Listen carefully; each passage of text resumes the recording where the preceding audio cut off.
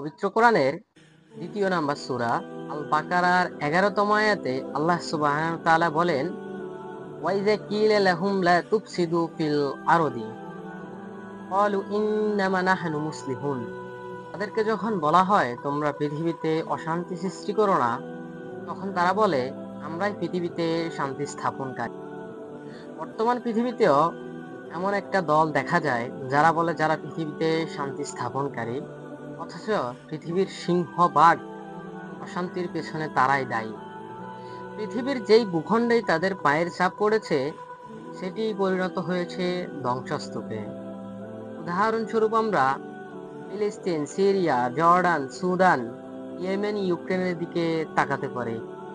এমন একটা প্রতারক দুমুখী দলের বিপক্ষে যদি এখনই আমরা সোচ্চার না হই, তাহলে খুব বেশি সময় লাগবে না আমাদের এই সুন্দর ভূখণ্ড যুদ্ধ বিধ্বস্ততায় পরিণত হতে।